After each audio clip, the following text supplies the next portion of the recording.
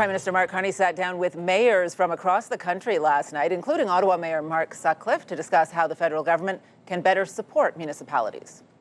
We're just here to emphasize the programs we're putting in place, Canada's new government's putting in place, and how we can work together. Once colleagues leave, we're going to get down to brass tacks in terms of what's working, what's not, how we can hit the ground running. More than 20 mayors participated in yesterday's discussions. Topics included changes to the criminal code, making bail more strict, building new infrastructure, and Canada's sovereignty, among other things. And joining us now in studio is Ottawa Mayor Mark Sutcliffe. How did that go, first of all? It was a very good meeting. It was a very candid meeting. We talked about a lot of issues that are important to Ottawa residents, things like housing, public transit, public safety, infrastructure. So it was a very productive meeting. I think the Prime Minister heard our concerns and he took a lot of notes, which I'm encouraged by, and we're ready to work with the Prime Minister and his team on getting things happening faster, including building more homes. Well, I'm guessing one of the notes was not on public servants because things don't happen that quickly at that level of government, but we are hearing today and led our newscast with the fact that public servants will now have to go back to the office 4 days a week in July. What does that mean for this city? I think it's good news for downtown businesses. I understand that, I know and I've heard from public servants who don't want to go back to the office, and their unions have spoken on their behalf and said that they should be able to work more often from home. I get that, but if you're looking at the downtown economy and revitalizing Centertown and the Byward Market, it's good news that there will be more people coming downtown. So I'm excited from that perspective, but I understand that not all public servants are going to be happy about it. Okay.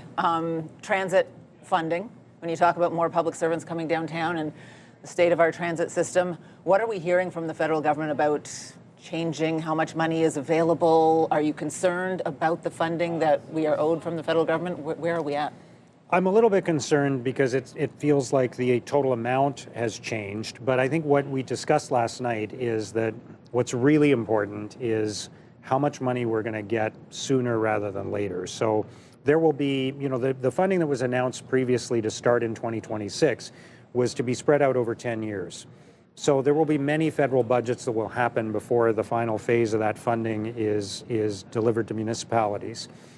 If a lot of that money can flow early in the next couple of years, then we can do a lot of things with that. So I'm less concerned about the total amount than I am about how quickly we can access some of that funding, and I'm hopeful that Ottawa will get a significant chunk of that money to advance some of our transit priorities. Okay. Well, we're on transit. We're expecting an update tomorrow. Can you tell us right now when the issues with light rail and Line 1 will be resolved? It's a challenging thing. And look, there's nothing technically wrong with the trains right now, but we are acting out of an abundance of caution because we are following the recommendations of the public inquiry from a few years ago, and because our number one priority is always the safety of our passengers, and we don't want another derailment. So when an issue is identified, we're always going to act with an abundance of caution. And I understand the frustration of our riders, and maybe I feel at a peak that we haven't seen before, the frustration. Yeah, it's frustrating, and we've got issues with the buses, and our riders, our passengers deserve better service than they're getting right now.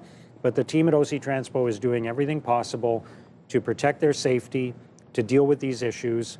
We'll get more trains back soon. We'll get more buses on the road soon. We're expecting more buses and more mechanics to arrive soon, and we will get there. And soon we'll be opening, in the coming months, the eastern extension of Line 1. The pieces are coming together for the service to be in a better place in the coming months. All right, last question for you. We also, with all the mayors in town, had a story on this in the newscast, the Defence Bank and the competition to get that Canadian nomination if Canada is, in fact, going to be the one to host the Defence Bank.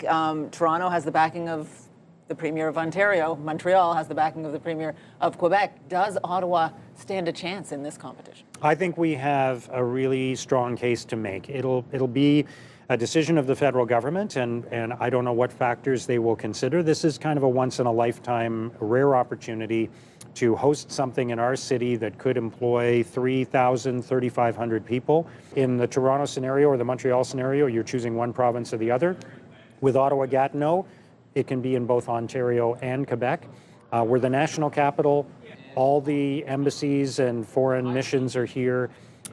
We have a very strong defense sector, so I think we can make a very strong case that the bank should be in Ottawa-Gatineau. All right. Ottawa Mayor Mark Sutcliffe, thanks for stopping in. Always a pleasure. Thank you, Patricia.